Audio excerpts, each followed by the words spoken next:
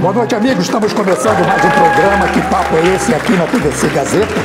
Sempre recebendo convidados especiais, pessoas que têm histórias interessantes. Falamos de tudo sempre de uma forma bem humorada e fazendo do nosso programa um ponto de encontro e de conversa entre amigos. Hoje eu recebo com muita alegria um cirurgião plástico formado no Rio de Janeiro, mas nascido aqui em Araçatuba e que nas horas de folga se transforma em mestre cervejeiro. Venha para cá, Luiz Fernando.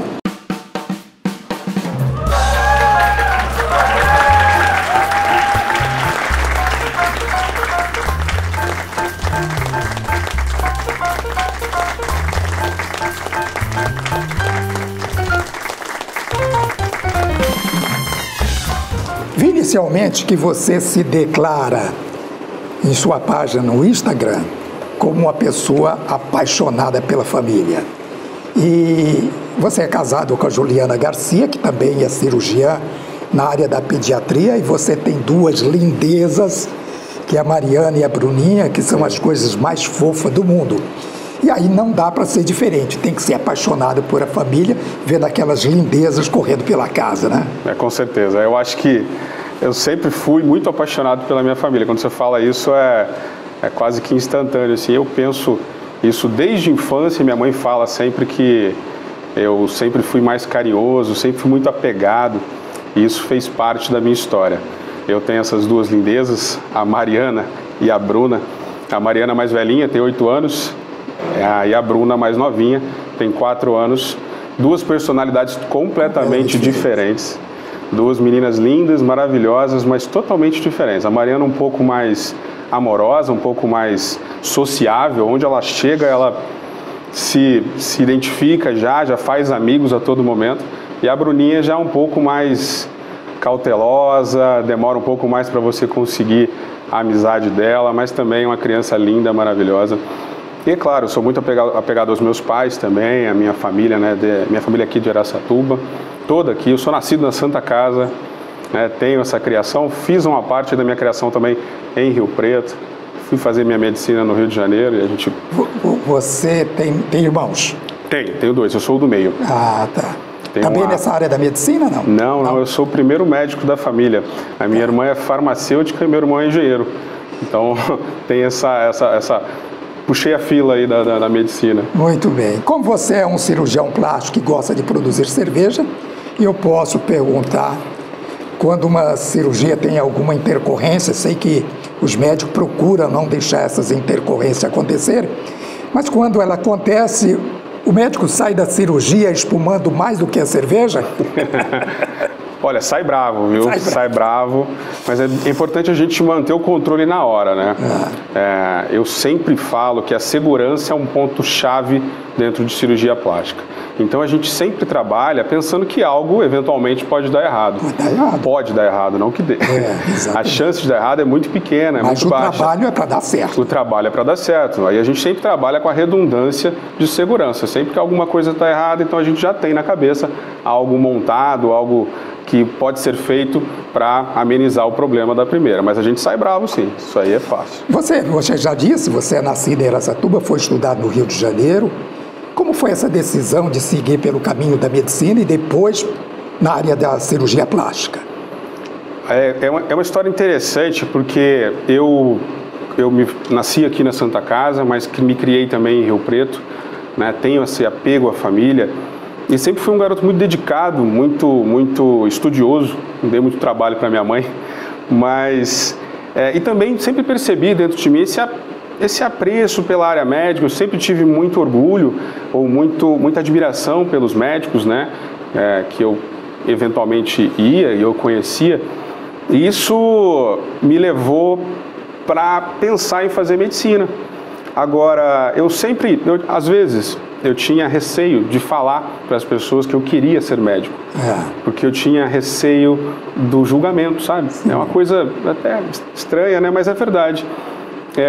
Eu não falava muito isso até eu ter absoluta certeza, e mesmo depois que eu tive absoluta certeza, eu ainda tinha um pouquinho de receio. Eu demorei 3 anos para passar em cirurgia plástica, em cirurgia plástica, em medicina. Minha família não tinha condições aí de pagar uma cirurgia, uma medicina particular, uma faculdade particular, então eu tive que ralar bastante. Eu viajei o Brasil inteiro prestando provas, minha família sempre me apoiou muito nisso, eu sou muito grato por isso. Mas eu lembro de uma história, uma vez, a minha mãe sempre me apoiou, mas ela disse uma vez para mim, filho, obviamente eu quero que você passe em qualquer lugar, menos no Rio de Janeiro. E olha o que aconteceu. Acabei passando no Rio de Janeiro, fui para lá com 21 anos, fiz toda a minha formação médica na Universidade Federal do Estado do Rio de Janeiro. Foi lá que eu conheci a minha esposa, que eu acabei me casando com ela depois. Ela era minha caloura, ela era um pouco mais nova do que eu na faculdade, mas também era na mesma faculdade. Foi lá que eu fiz a minha carreira médica, que eu me formei. Depois que eu me formei, eu voltei para Araçatuba, fiquei trabalhando 6 meses aqui, acabei passando lá de novo para fazer cirurgia geral. Fui fazer cirurgia geral em Niterói, que é do lado do Rio de Janeiro, é colado, é só a ponte, né? E depois acabei passando também em cirurgia plástica, depois de muito estudo, muito trabalho, muito empenho, consegui fazer cirurgia plástica no Hospital da Força Aérea do Galeão, que é um hospital militar, com uma reputação maravilhosa. A medicina ela realmente é muito interessante, mas é muito difícil para você conseguir entrar numa escola pública e depois é outra luta, a especialização, né? Sim. São quase 11 anos de formação completa para um especialista. E você está casado com a Juliana há quantos anos? 10 anos, vai fazer 11 agora esse ano. A gente completou 10 anos de casado no passado. Muito bem. Você assina uma frase e faz um comentário interessante na sua página. Você diz que o sucesso é consequência natural de fazer as coisas certas. Explica pra gente como é esse seu entendimento aí. Olha, Val, esse é um mantra na minha vida, né? Eu sempre tive uma formação, uma criação muito correta. Sempre acreditei que a nossa vida ela tem que ser baseada em coisas corretas e certas. Pensando profissionalmente, eu sempre foco no que um grande professor meu falava, que a carreira do cirurgião plástico ela depende de 3 coisas: reputação, reputação e reputação. E a reputação, a gente só consegue alcançar ela com muito trabalho, muito empenho e fazendo as coisas certas. Exato. Quando a gente se desvia desse caminho, tentando alcançar algo um pouco mais rápido, né, de maneira um pouco mais não correta, vamos dizer assim, a gente pode acabar com aquele bem tão precioso que é a reputação que você demorou tanto tempo para construir. Então, em todas as fases, em todas as partes, todas as etapas da minha vida, tanto na parte familiar, quanto na parte profissional, financeira e tudo mais, eu busco ser o mais correto possível, porque essa é a maneira que eu acredito que vai me levar. A boa reputação é fundamental para o médico. Né? Totalmente. Se perder essa credibilidade aí...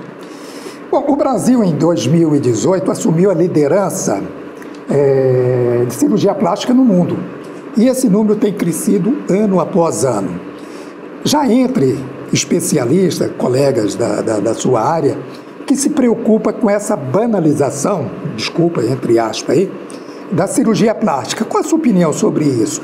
Há um excesso de pessoas que querem fazer cirurgia plástica sem a necessidade? Isso tem, claro. Eu acredito. O Brasil não é só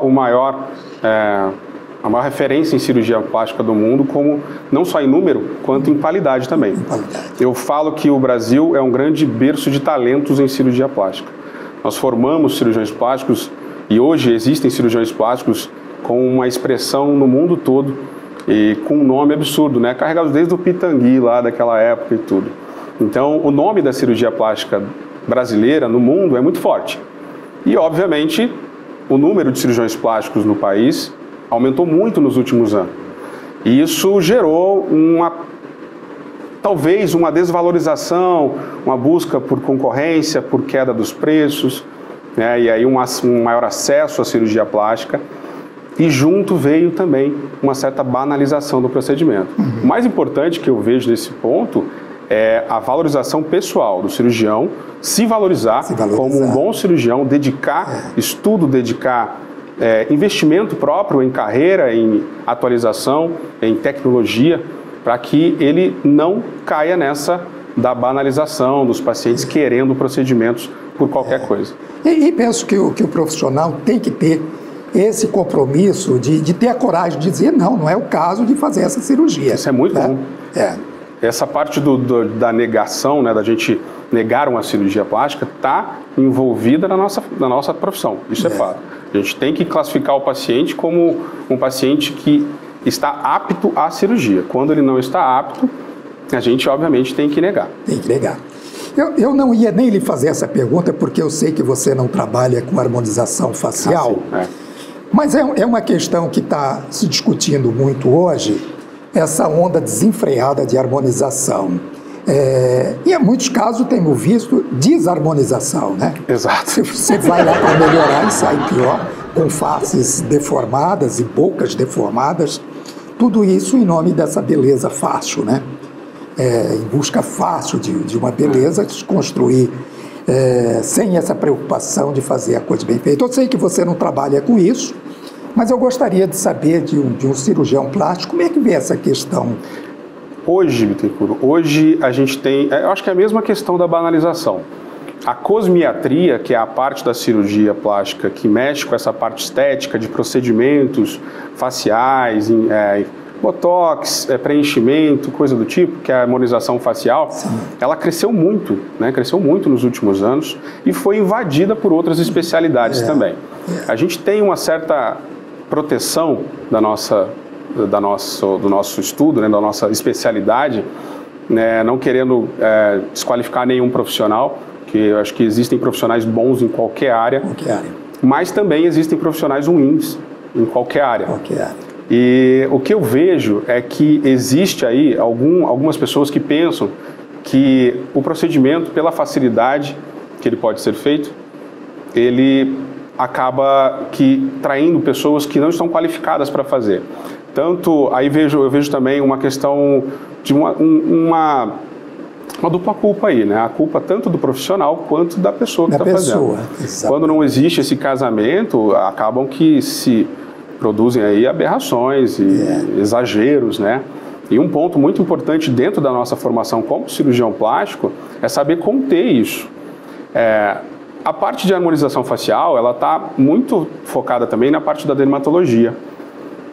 Os dermatologistas hoje dominam essa área. E eu tenho uma infinidade de amigos dermatologistas que fazem harmonização facial e também abominam essa demonização facial que acaba se acontecendo. Esse exagero, desarmonização facial. Então, esse ponto, eu vejo como a cura para isso, né? O resultado é buscar um bom profissional. Quando você busca um bom profissional, todos os procedimentos podem ser feitos sem nenhum problema. Sem nenhum problema. Bom, anos atrás, as mulheres buscavam seios enormes, né? Depois, com o tempo, isso aí parece que houve uma conscientização de seios menores e hoje já com seios bem pequenos.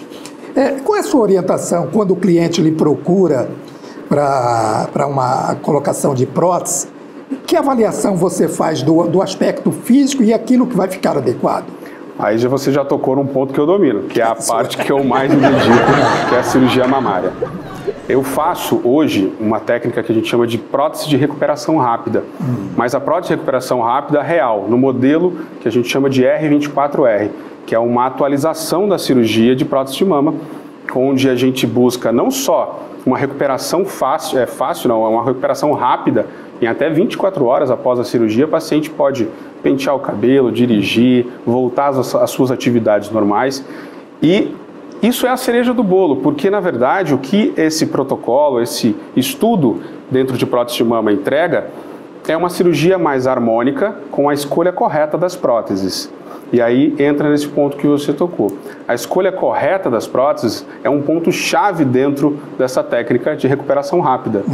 Então, ela é baseada em vários parâmetros anatômicos, onde eu faço ali várias medidas do paciente, tamanho de base, comprimento da parte inferior da mama, quantidade de mama que ela tem, E aí a gente também tem o feeling, que antigamente era muito mais comum. Antigamente o cirurgião plástico olhava para o paciente e falava, 300 ml vai ficar bom. Vai ficar ótimo. Hoje já não é assim. Hoje a gente já tem muita técnica envolvida, muita matemática, eu até brinco, muita matemática, engenharia, para a gente saber qual é a melhor prótese para o paciente. E eu faço uma analogia que é como um sapatinho de cristal.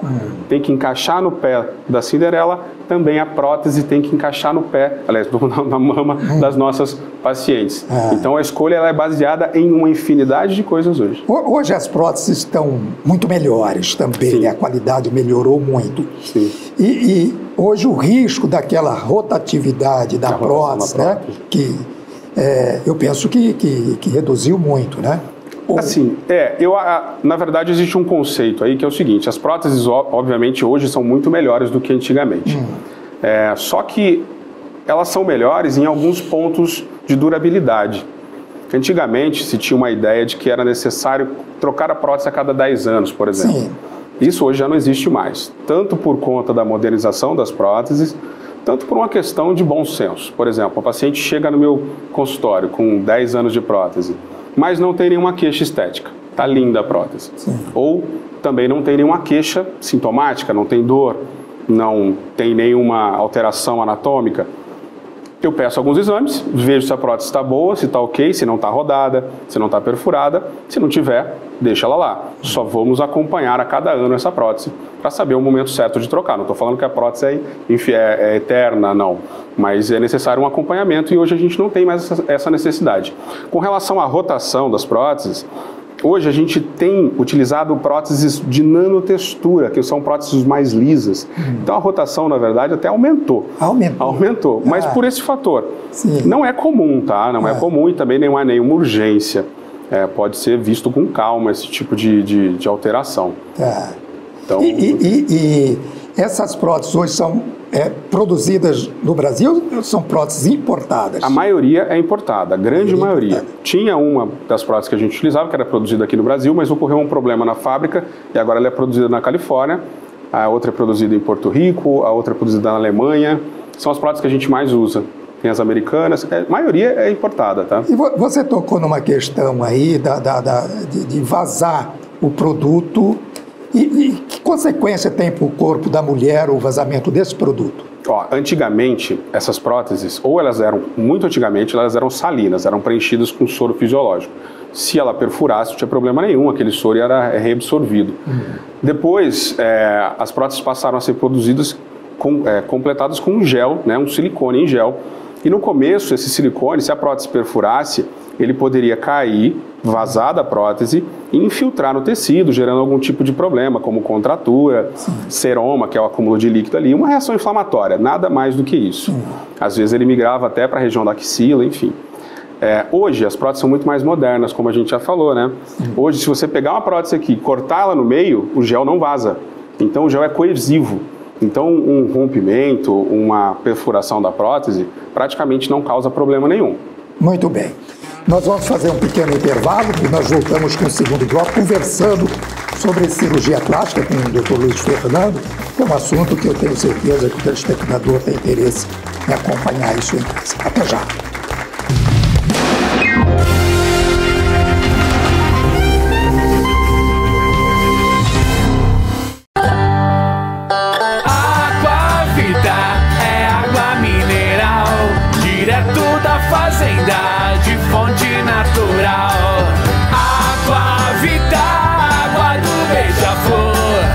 Hoje tome sempre com você aonde for. Pra matar a sua sede, tome Aquavita, a água mineral direto da fonte. Tome Aquavita sempre com você aonde for. Escolha Aquavita.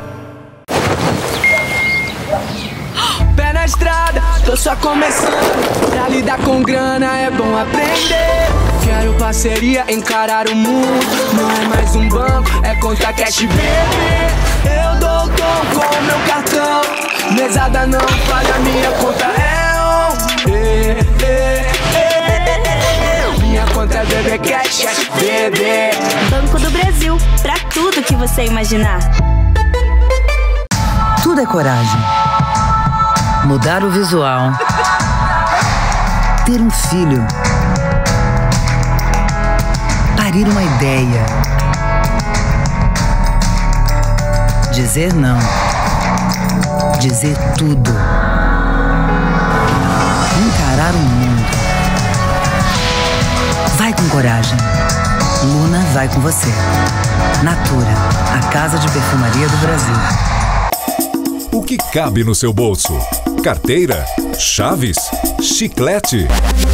Com as nossas ofertas, cabe muito mais. Cabe casa, cabe carro, cabe sofá, cabe o seu sonho. Gazeta Imóveis, Gazeta Shopping, Gazeta Motors. Confira, sábados e domingos, na TV Gazeta.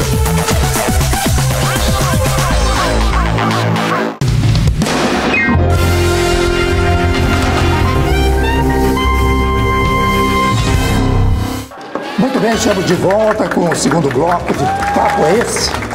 Recebendo nessa noite aqui o Dr. Luiz Fernando, esse médico simpático, atencioso e que nos dá a honra de conversar nessa noite sobre cirurgia plástica, que é um assunto sempre muito interessante.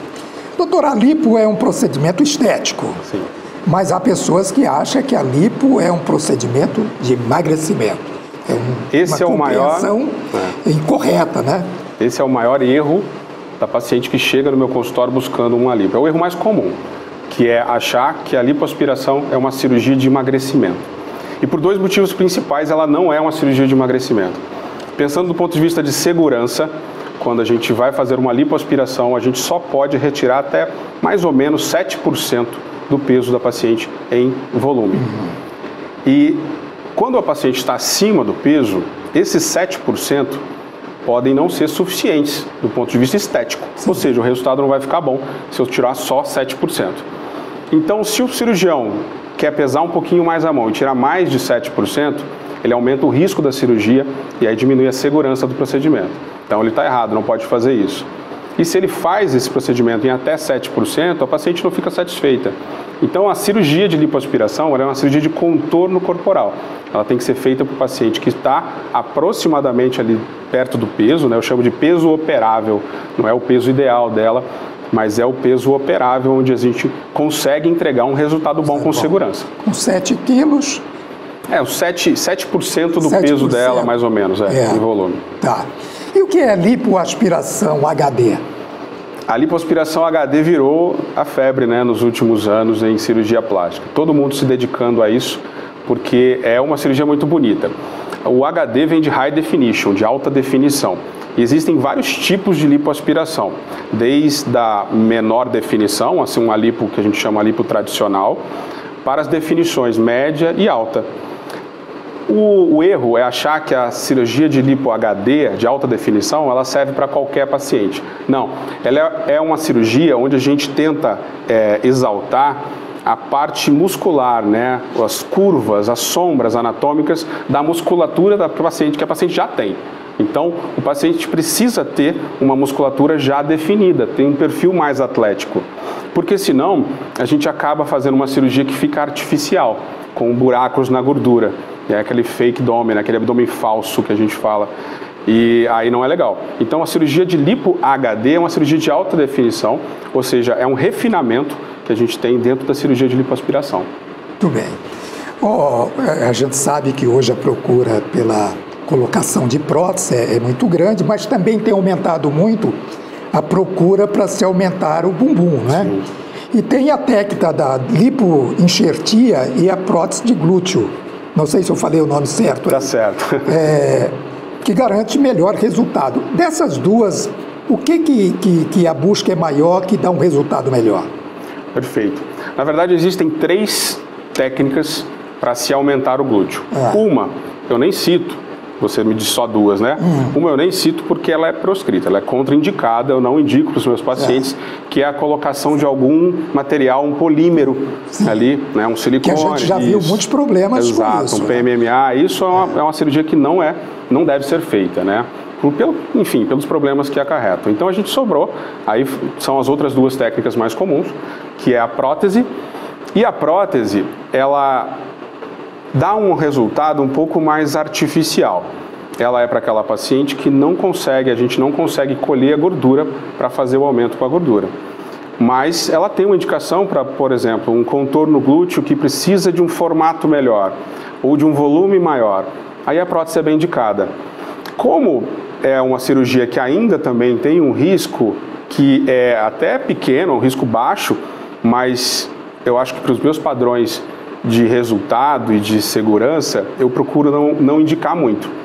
O que eu indico mesmo é a lipoenxertia, que é você pegar a gordura do corpo da paciente através de uma lipoaspiração, trabalhar essa gordura de forma que ela se mantenha por mais tempo, ela não sofra um processo de reabsorção, e fazer ali o que a gente chama de remodelação glútea, colocando essa gordura no subcutâneo. Antigamente a gente colocava até dentro do músculo, mas agora por segurança a gente coloca só fora do músculo, na parte superior, principalmente no terço superior do músculo, do glúteo, dando um aspecto muito melhor. E olha, é uma cirurgia muito bacana. Muito bem. Vamos ver, tem algumas próteses aí que a gente pode mostrar. Eu gostaria que o senhor fosse explicando para que perfil de paciente seria cada uma dessas próteses aí. Olha, o que a gente está vendo aí são 4 tipos de prótese redonda, né? Que é também uma variação das próteses. As próteses podem ser redondas ou anatômicas. E aí a gente consegue avaliar o perfil. Eu uso o perfil basicamente dependendo do que a paciente quer de resultado. Se ela quer um resultado um pouco mais agressivo, com um colo mais marcado, a gente acaba migrando para prótese de perfil mais alto e super alto. Tomando um certo cuidado com a prótese super alta, que não pode ser indicada para todo mundo, não é assim também. E nas cirurgias de mastopexia, a gente prefere as próteses de perfil médio e também perfil alto, porque ali a gente consegue trabalhar um pouco mais com o que a gente já tem de tecido na glândula. Então, basicamente, esses perfis é a quantidade de preenchimento, de projeção que a prótese tem. Entendi. Dessas daí. Bom, hoje também o homem já procura muito cirurgião plástico também por fazer algumas correções. E agora a gente vê também o homem colocando glúteo, panturrilha, põe prótese peitoral. Tem alguns casos que também retira a prótese, retira o peito, né? O homem, no caso de trans, homem, que retira e outros colocam. Eu gostaria que você falasse o que dá um aspecto melhor para o homem. Isso garante realmente um aspecto melhor, por exemplo, peitoral, panturrilha, não sei se você faz esse tipo de cirurgia. Nos últimos anos, o número de homens que procuram cirurgia plástica aumentou bastante, mas se você for comparar ali em números mesmo, ele é infinitamente menor do que o número de mulheres. Sim. As cirurgias masculinas mais procuradas que estão relacionadas à prótese são próteses de peitoral e panturrilha, exatamente essas. Eu já coloquei bastante, porém não é muito comum não. Existe uma alteração anatômica, uma síndrome, que chama síndrome de Poland, onde um homem não tem o músculo peitoral. E esses homens que são os que mais procuram essa cirurgia, porque não adianta o quanto for, não adianta malhar, ele não vai conseguir ali uma projeção desse tórax. Então o tórax dele acaba ficando um pouco com aquele perfil não atlético. E aí a prótese ajuda demais, dá um baita de um resultado. Mesma coisa com relação à panturrilha. Geneticamente, alguns homens não têm ali uma projeção, uma hipertrofia de panturrilha. E eles buscam com essas próteses um aumento artificial ali, que fica muito bom, fica natural, mas não é uma cirurgia tão comum nesse caso. Tá? Com relação à parte da procura pelo trans, né, é uma cirurgia que também tem crescido muito nos últimos anos. A gente recebe alguns pacientes no consultório, mas por ser uma cirurgia muito específica, existem já profissionais que são especialistas nessas áreas. Então, para dar, claro, sempre pensando, né, eu tenho que ser bom naquilo que eu faço. E se eu não sou tão bom naquilo que eu faço, eu acabo encaminhando para um colega que é melhor do que eu. E nesses casos, existem colegas especialistas que eu sempre referencio para que possam ter um resultado melhor. Muito bem. Você já recusou a fazer algum procedimento por entender que não era necessário ou era um exagero da cliente ou do cliente? Faz parte da profissão, faz parte da nossa rotina a recusa por uma cirurgia que está mal indicada. Eu falo que o paciente ele precisa estar preparado para a cirurgia. E na minha clínica, na minha rotina, na minha conduta, eu tenho um tripé que sustenta a minha carreira. O primeiro é a segurança. Então, se o paciente não está apto a fazer do ponto de vista de saúde, ele não consegue porque ele está com a diabetes compensada, algum problema assim, a gente já contraindica a cirurgia até que ele se estabeleça nesse ponto. O segundo tripé, o segundo pé, né, desse tripé, é a parte de, sem exageros, eu digo o seguinte, nada que vá ser muito agressivo ou que fuja um pouco da realidade. São também, aí entra um pouquinho da questão do paciente que não tem muito um alinhamento de perspectiva de resultado. São aqueles pacientes que têm uma expectativa de resultado além da que a gente pode oferecer. Então, nessa parte de sem exageros, a gente coloca ali os pacientes que, quando chegam e querem um resultado impossível, que a gente não vai conseguir, até o Pitangui falava uma frase que é maravilhosa, ele dizia que o cirurgião plástico, ele fica famoso, ele ganha reputação pelas pacientes que ele não opera. Ou seja, em alguns casos, o que ele quis dizer é que não adianta, ele pode operar a paciente, mas não vai ficar bom. Não vai ficar então, bom. Essa paciente também a gente acaba tirando, né, da linha de pré-operatório. E o terceiro ponto é a integridade, a conexão. A paciente tem que entender qual é a sua filosofia, qual é a sua forma de trabalhar e tem que ter uma conexão com o médico. Quando a gente vê que isso não está acontecendo, a gente acaba também contraindicando a cirurgia e passando para alguém que vai resolver melhor esse problema para ela. Muito bem. Nós vamos fazer mais um intervalo comercial e nós voltamos falando de outra especialidade sua também, e essa mais gostosa. Vamos falar sobre cerveja, que eu sei que você também é um especialista em cerveja, e nós vamos conversar um pouco sobre isso. Qual a melhor cerveja, como é que se faz uma boa cerveja? No próximo bloco. Até já.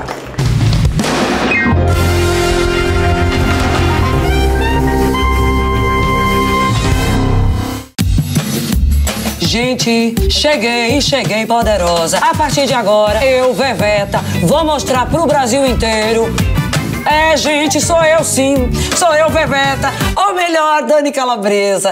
Perdigão me convidou pra fazer parte desse timaço saboroso ao lado da rainha Veveta. Eu tô me sentindo muito poderosa, afinal, o sabor de Perdigão tem poder de fazer coisas incríveis, né, gente? E por falar em coisas incríveis, eu quero falar pra vocês das receitas. Eu tava dando spoiler do meu projeto poderoso com a Perdigão. Ficaram curiosos? Aguardem que vem coisa gostosa aí. Eita, meu amor, vem coisa gostosa. É viciante.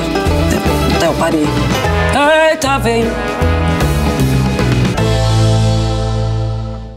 Respeito. Respeito.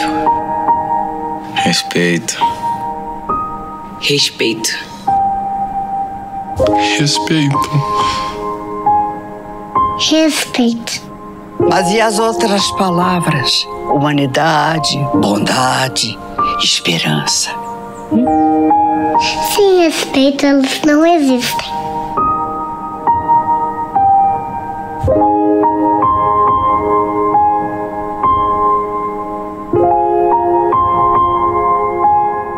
Respeito por todo mundo muda o mundo.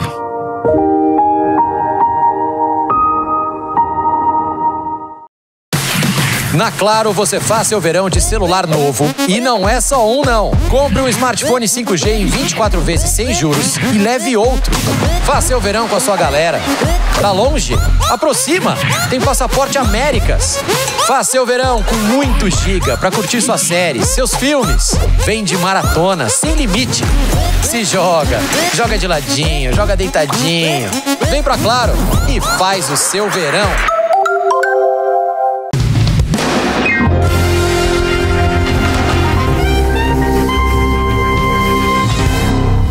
Muito bem, estamos de volta com o terceiro bloco de Que Papo é Esse? E agora nós vamos falar um pouco sobre cerveja. E Luiz Fernando, além de um cirurgião plástico extremamente competente, também é um profissional da cerveja extremamente competente. Tem coisas interessantes que a gente vai querer saber dele aí a respeito de cerveja. Você, além de médico, é especialista em cerveja artesanal.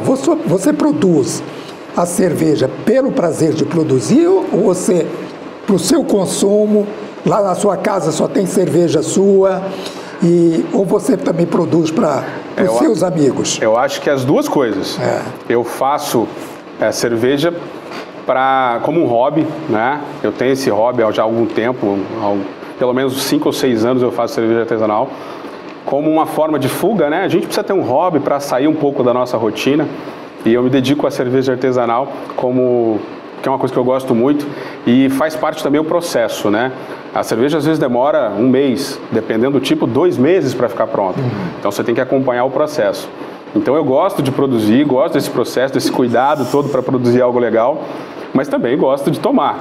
Também gosto. Sou um apreciador de cervejas mais amargas, né? Das IPAs, das IPAs. São cervejas que realmente são um pouco específicas, né? Nem todo mundo tem esse paladar. E eu adoro esse tipo de cerveja, então um pouquinho dos dois. Eu gosto de produzir, porque eu gosto de todo o processo, né? Esse processo são etapas bem definidas, e pela minha característica eu também já gosto de seguir isso certinho, acho bem legal, e também gosto de degustar. As minhas produções, em casa, basicamente, são as minhas cervejas que tem. Bom, o Luiz Fernando gentilmente trouxe aqui uma cerveja, que papo é esse? Valpittencourt, personalizado, tá aqui, olha. Isso, por isso que eu perguntei para ele, você faz para tomar, pelo prazer de produzir, e para os amigos? Isso. Pelos amigos também, porque ele trouxe aqui para mim. Essa é uma New England IPA, produzida especialmente para vocês. Essa é uma? É uma New England IPA, New England IPA. Opa, tá, melhor cerveja do mundo, que papo é esse? Essa é uma New England IPA, produzida com um doce de casca de laranja e de limão siciliano. Então tem o que a mais aí? Tá vendo? Aí tem uma propriedade muito própria aí. A cerveja de bar parece mais gostosa. Eu não sei se... Talvez pelo papo, pela roda de conversa com os amigos, a cerveja no bar fica mais gostosa. O mundo cervejeiro, ele fala isso, que a cerveja agrega, né? Reúne. A cerveja atrai as pessoas para que elas socializem mais. Isso é fantástico, né? Você sentar num bar para conversar com seus amigos, e aí, obviamente, vai trazer alguma coisa para ficar ali, e a cerveja é esse agregador, né? E a cerveja, conversa de boteco, tem papos interessantes. Tem inclusive aquele que chega no balcão e fala assim: você tem uma caixa de cerveja aí para mim? Aí o dono fala assim: você quer original, você quer uma Skol, quer uma Brahma? Falei: não, pode ser qualquer um, é só para me sentar. Faz parte. É só para sentar na caixa. Onde é que começa o preparo de uma boa cerveja? O preparo da cerveja, você tem que começar primeiro entendendo o processo. Quando você entende o processo de fabricação, quais são as etapas e como que você deve controlar cada uma dessas etapas, fica fácil fazer. Você tendo o equipamento correto, claro, e tomando cuidado com essas etapas, fica perfeito. Mas a escolha, aliás, o início de uma produção de uma boa leva de cerveja, ela parte da escolha da receita que mais lhe agrada, ou seja, o seu estilo principal, do seu estilo que você mais gosta, e depois da escolha de insumos, a gente chama de insumos, né? São os itens que a gente compra para produzir a cerveja, insumos frescos. Isso é muito importante para a qualidade final da cerveja. Então, você deve escolher a cerveja que você gosta, entender o processo todo, porque cada receita tem um processo diferente. Isso que é apaixonante, você se dedicar e ver o resultado depois. E claro, com materiais, com produtos, insumos bons. São bem frescos. Né? A cerveja tradicional é produzida com 4 produtos básicos, né? Que é água, lúpulo, malte e leveduras. Você consegue trabalhar a sua cerveja apenas com esses produtos, ou você agrega outros produtos? Você disse que essa tem casca de laranja. Casca de laranja e limão siciliano. Poxa vida. Essa regra dos 4 ingredientes é a lei de pureza alemã, a gente chama de Regensburg, né? É uma regra que diz que para ser cerveja precisa ter esses 4 ingredientes principais: a água, a levedura, o lúpulo e o malte. Sim. E você consegue produzir qualquer tipo de cerveja só variando esses itens em quantidade e em tipo. Então você pode escolher um lúpulo diferente que você vai ter um sabor diferente. Se você escolher um malte diferente, ela vai ter uma cor, uma consistência diferente. Até a água muda muito a cerveja. Mas o cirurgião o mestre cervejeiro, né, o cervejeiro artesanal, ele tem aí a liberdade para escolher qualquer aditivo. E aí a gente tem, aí eu já fiz cerveja com framboesa, cerveja com casca de laranja, com tangerina, com acerola. Então a gente consegue, claro, mudar o sabor da cerveja colocando algumas coisas, sim. A água também tem uma influência grande, né? Bastante. A característica da água é o primeiro passo, você deixar a água da maneira correta para você conseguir fazer o estilo que você quer. Mas a água tem que ser uma água mineral? Não, não, ela só precisa, ela tem que ter uma característica um pouco mais ácida, porque ela consegue extrair melhor o açúcar do malte, essa água mais ácida. Então aquelas águas muito básicas, né, como até a água de Araçatuba, ela tem que ser corrigida para um perfil mais ácido. A água de Araçatuba não é boa, então, para cerveja? Ela é boa sim, só que ela é um pouco mais básica, então a gente tem que corrigir para tornar ela uma água melhor. Entendi. Qual a diferença da cerveja artesanal e a industrial? E qual é a sua preferida? A minha preferida é artesanal, disparado, eu acho. A diferença, eu acho que está mais na forma de produção, né? A cerveja industrial, ela é produzida de uma forma que ali o interesse maior é o volume, né? Então, produções em larga escala, muito mais controladas. Tem que ser mais rápida. Mais rápidas, a produção tem que ser mais rápida. Uma cerveja comum dessas de prateleira, de carnaval, eu falo cerveja de carnaval, pode durar 4 ou 5 dias para ficar pronta, enquanto uma cerveja artesanal às vezes demora um mês.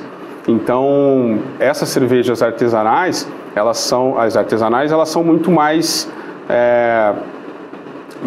dependem muito mais do mestre cervejeiro que está ali trabalhando, né? Existe alguém ali por trás, isso torna ela muito mais saborosa, com sabores mais diferenciados e não tão aquele estilo clássico que o brasileiro está acostumado.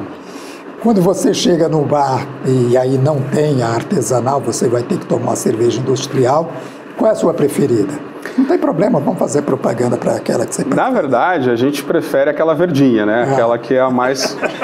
Só que eu tenho até o meu sogro sempre fala, né? Qual é a cerveja que você prefere? Ele é a gelada. A gelada. A gelada tá bom. Você me contou uma história interessante numa conversa que nós tivemos um dia, inclusive na casa de um amigo comum, meu e seu, e você me contou uma história interessante que você foi produzir uma cerveja na casa do seu pai e teve um problema. Eu gostaria que você me falasse como é que foi esse problema aí dessa cerveja, que seu pai acho que não quer que você faça mais essa cerveja na casa dele. Essa é meu pai e minha mãe. Minha mãe, então, nem pode ouvir falar disso. É a história da bigatipa, né? Que a gente fala, exato. É porque, assim, para entender o que aconteceu, você precisa saber que um dos processos para fazer uma cerveja artesanal é deixar ela durante um tempo em temperatura controlada, para que as leveduras possam comer aquele açúcar do malte ali, daquele açúcar, aquela sopa de açúcar, né?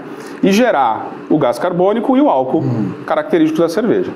Esse é um processo que pode durar 1 semana, 2. E às vezes eu faço cerveja na casa do meu pai, e eu lembro de ter falado para ele, pai, essa cerveja você vai ter que deixar aí parada na geladeira, fechadinha, a temperatura já está controlada, tem o termostato, deixa ela 1 semana aí parada.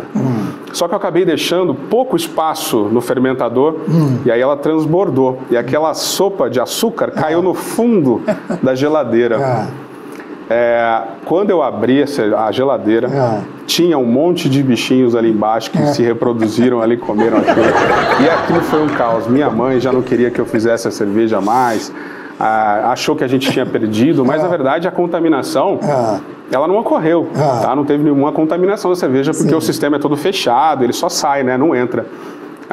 Mas deu para tomar a cerveja e essa cerveja ficou conhecida. Não perdeu. Ela ficou conhecida como Bigatipa e estava boa, viu? Estava muito boa. Nome muito apropriado. Exato, que era uma IPA, né? É aí Bigatipa. E tem uma outra história também que você produziu uma cerveja e deixou na fermentação lá também, no dia que você abriu, foi um... Não, na verdade essa daí foi o seguinte, essa cerveja, é uma New England IPA, vai nela, nos insumos, vai aveia e vai trigo. E quando você faz aquele mosto, aquela coloca lá na braçagem, que a gente chama, a aveia faz uma papa, literalmente uma papa. E a minha cervejaria, a gente estava conversando, né?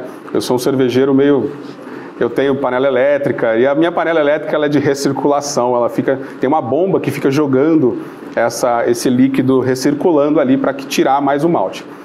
E aí essa papa estava ali interrompendo o caminho do malte. E a bomba jogando, pressionando, até que uma hora ela achou um caminhozinho e aí foi cerveja para tudo quanto é lado, jogou na parede, caiu no chão, eu perdi uma boa parte dessa leva, aí eu acabei chamando essa cerveja de vulcão. Vulcão. Porque foi um espetáculo ali de se ver. Você define bem a sua cerveja, né? Bigatipa e vulcão são nomes muito apropriados. E a cerveja de fruta? Quais são as frutas que possíveis de você fazer cerveja? Eu tenho uma preferência pelas cítricas, né? Laranja, limão, tamarindo, framboesa, eu gosto muito, é uma preferência particular, mas o céu é o limite, qualquer fruta que você quiser, se encaixar bem no estilo que você quer produzir, pode ser feito. Então tem cerveja de tudo quanto é tipo. Tem cerveja de chocolate? Tem. De chocolate. Tem as brown ales de chocolate. Fraca? Não, ela fica com a característica mais do cacau, menos o chocolate, né, que a gente conhece, mas é aquele cheirinho do cacau. E de coco, já fez para algum amigo baiano? Não? Nunca fiz de coco, mas é uma boa ideia. Principalmente os baianos vão gostar. Vai mandar para um amigo baiano, manda uma de coco. Perfeito. Agora, eu gostaria que você falasse para mim de algumas coisas que parece mito, ou não sei se mito ou se verdade. A cerveja faz a famosa barriguinha do chopp também? Ou é só o chopp que faz a barriguinha? Vou até recolher aqui. Faz. Depende, claro, se você vai exagerar ou não. A cerveja ela tem bastante caloria, bastante carboidrato. Claro que isso vai depender do estilo dela. Mas ela tem muito carboidrato, se você não tomar cuidado, não tiver um bom estilo de vida, né? Não compensar isso de alguma outra forma, vai aparecer a barriguinha de chopp sim. Pode ficar. E o colarinho da cerveja, ele é importante? Muda o sabor da cerveja com colarinho, sem colarinho? Eu acho que é importante, mas eu também acho que ele é super valorizado. Ele serve para favorecer ali a liberação dos aromas de algumas cervejas, né? Além disso, ele também aumenta a cremosidade da cerveja, ele pode controlar um pouco a carbonatação. Então, só que tem alguns estilos, por exemplo, como as stouts, são aquelas cervejas escuras, mais grossas, não faz sentido nenhum, não tem por que a gente colocar ali um colarinho, alguma coisa do tipo. Eu acho que o colarinho é importante, né? Deixa a cerveja um pouco mais saborosa, mais cheirosa, mais aromática, mas não vejo tanta importância assim. E a cerveja tem que ser tomada, cada tipo de cerveja num copo, ou isso é conversa de fabricante de copo? Isso é conversa de cervejeiro artesanal, porque eu adoro fazer isso. Ah, é? Eu adoro. As cervejas de trigo são servidas num copo mais alto, as cervejas mais amargas, as IPAs, num copo específico. Isso eu acho que é um pouco do cervejeiro artesanal. Mas isso não muda o sabor nada, né? Tem uma filosofia por trás, tem uma explicação ali científica por trás de cada uma. Por exemplo, nas cervejas IPAs, nas que tem um aroma muito forte de lúpulo, o copo ele tem uma curvatura superior para segurar esse aroma em cima, que são as tulipas ou os pints. Então, tem alguma coisa assim. Tem. E chopp e a cerveja são a mesma coisa? A diferença é a pasteurização de um e do outro? No Brasil, existe isso. Se você for lá fora, no estrangeiro, o chopp e a cerveja, na verdade, não existe. É só cerveja. Ou cerveja na pressão, ou cerveja engarrafada. Que eu acho que faz muito mais sentido. Agora o Brasil muda tudo, né? Inclusive está na lei isso. A cerveja que é pasteurizada, ela é cerveja. Se ela não for pasteurizada, ela é considerada um chopp. Mas esse nome chopp, ele veio de uma palavra chamada Schoppen, né? Alguma coisa em alemão, que significa, na verdade, uma medição. É como se fosse um copo específico, né? Um chopp. E aí o Brasil trouxe para cá. Só que, se você for pensar, na verdade, culturalmente é diferente essa definição. Porque, pra gente, tudo que é engarrafado é cerveja. E tudo que está ali na pressão, né, enfim, na torneira do bar, é chopp. Por exemplo, essa cerveja não é pasteurizada. Então ela seria um chopp, pela legislação brasileira. Correto? Então existe essa confusão.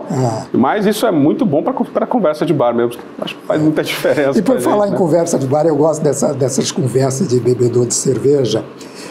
Tem até a história de duas pessoas saíram já bem alto de um bar, acharam R$50 na rua. E um disse para o outro assim, vão comprar R$45 de latinhas e a gente compra R$5 de pães. Aí o outro fala, você está louco? Para que tanto pão? Isso é bem o que acontece às vezes. Bom, você é um cirurgião plástico, na hora de você produzir também a sua cerveja, você cuida da plástica da cerveja também. Eu sei que cuida, porque aqui você trouxe ela com uma plástica bem arrumadinha, tá bonitinha. Eu acho que todas as partes, né? Todas as partes da minha vida, da minha carreira, eu me importo com a forma, com o formato. Com o formato. Por isso que eu escolhi, eu acho que a cirurgia plástica como a minha profissão. Porque faz parte do meu modo de ser, né? Do modo de agir, do que eu gosto e o que eu acho que eu faço bem. Então, como eu faço bem, eu acabo gostando disso e faço melhor ainda. Então, com certeza, faz parte de todos os itens da minha vida, essa preocupação com a forma. Acho bem por aí. Tá bom. Fernando, eu te agradeço muito. Eu que agradeço. Você deixar a sua clínica, eu sei que é difícil você sair da clínica para vir aqui para a gente conversar sobre a sua profissão e conversar também sobre cerveja. E penso que as pessoas que nos acompanharam aí realmente ficaram satisfeitos com a conversa que nós tivemos aqui. Então, te agradeço muito e levo um abraço para a Bruninha e para a Mariana também, para a Juliana, essa família linda que você tem. E muito obrigado pela sua presença, viu? Muito obrigado mesmo. Eu é que agradeço, Val. Muito bem. Eu quero agradecer também as pessoas que nos acompanharam em casa e o convite para que na próxima sexta-feira esteja novamente comigo aqui no Que Papo é Este para mais um programa, sempre contando com a sua audiência e com a sua participação. Muito obrigado, amigos, e até sexta-feira. I am your mother. You listen to me. Stop all that mansplaining. No one's listening. Tell me who gave you the permission to speak. I am your mother. You listen to me. You just